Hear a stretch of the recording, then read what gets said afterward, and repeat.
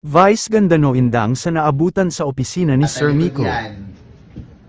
Isa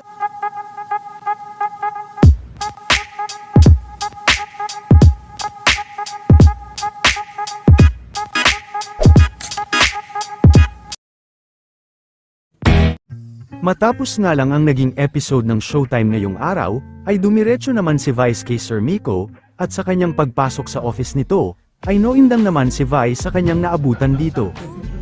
Huwag mo itatalikod yan. Huwag mo itatalikod yan. Isa po ito sa mga biktima ng karahasan ng martial law.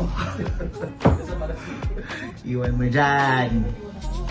Ba't nandito sa bungad na bungad? Yan. Dyan yan. Dyan ang postuhan yan. Hindi. Tayo mo. Nakakaloka ako. Hindi pa pasukin ang swerte ko. Tinago! Katabi yung fortune plan. Para magkapera siya. Ay! May paghalitan! Si Miko nilagay ito sa ano? Sino yan? Playtime.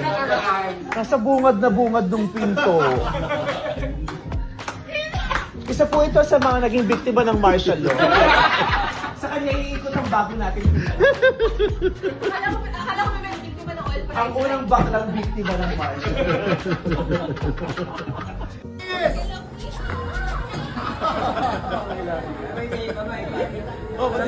Alam mo, di mo kasama sa bahay. Tama na yan, tama na yan.